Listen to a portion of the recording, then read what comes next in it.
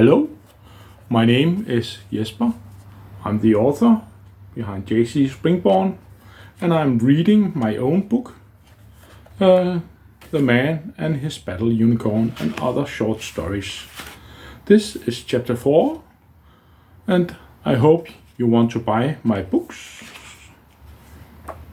I hope a part of you want to buy my book, and that part becomes larger the more you listen to me. Now, Chapter 4. I hope you have heard the first three, but here. Chapter 4. Visitor. I had the day off, and it was a good thing.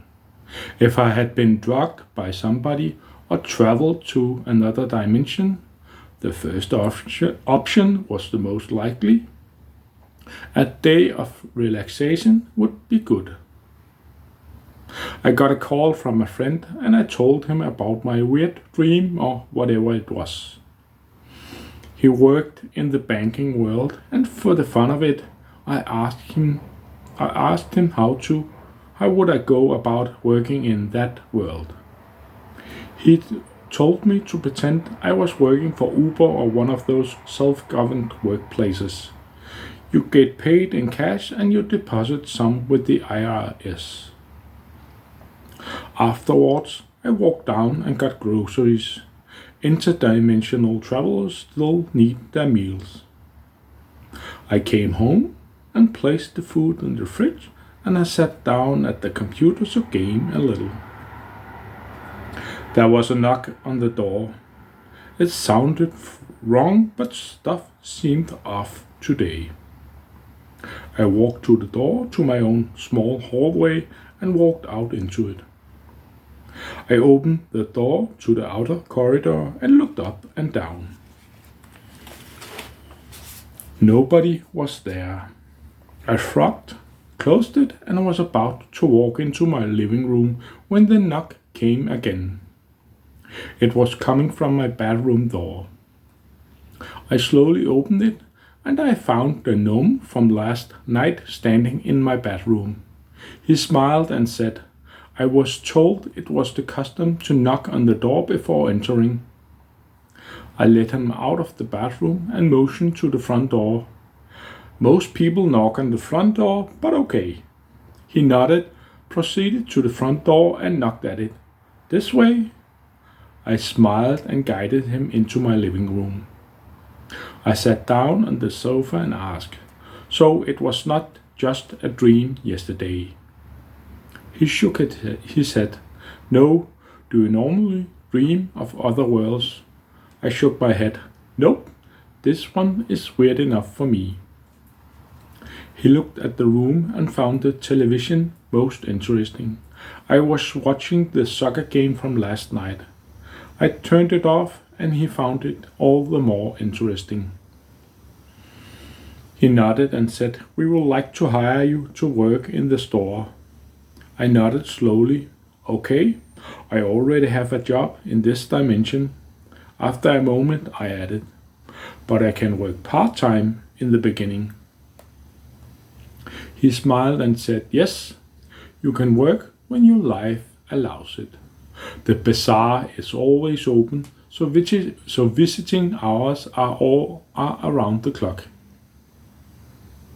He showed me how to travel between the worlds. The ring would slowly charge with my own magic. That was why it sometimes felt warm. My mana would flow over into it, and it would be charged.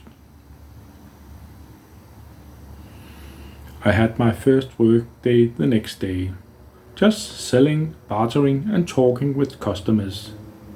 They borrowed me a translator pendant so I could speak all the language of the bazaar.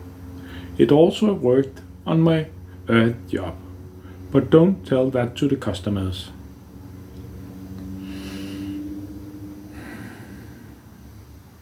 Two days later, 3 gnomes visited me.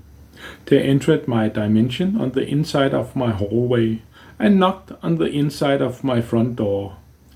I have to teach them the right way. One of them, who was the team leader, asked, So where should we mount the gate? I smiled and took it in stride. I have a ring? He nodded and explained. You need a gate. It is better and more secure. One of the others held up a device with red and yellow colors. They crooned a little in their native language, and the team leader said, Your home is placed on a strong mana line. You may have some talent for selecting the right house. You might even have wizard blood. I shook my head. My mother got me to buy a place. This was the only thing I could afford. The third pointed to the door out to the hallway and crooned something. The leader looked at me. You don't have monkeys or animals that climb the walls? I shook my head. No, I only have spiders.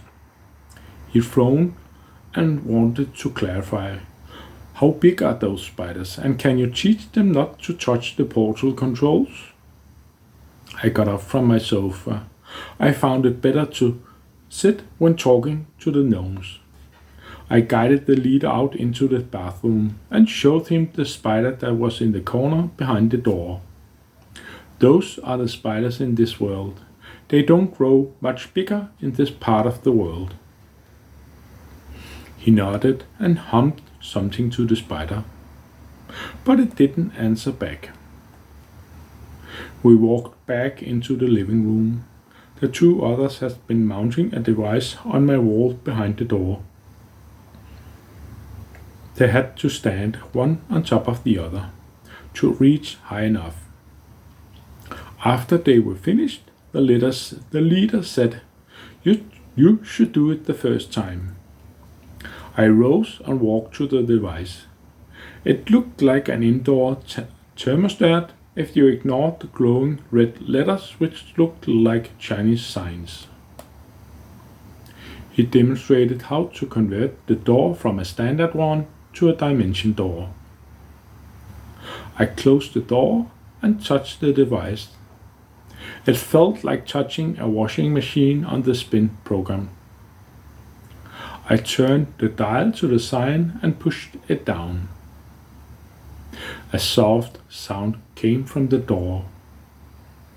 I opened the door and it now led to the magic shop in the bazaar. The three guys exited through the dimension door. That was the start.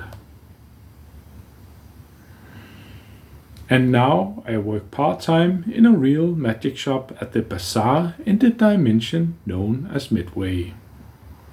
I kept my day job because most of the money I earn at the bazaar goes to buy magic items. And I sometimes help Richard with his animals.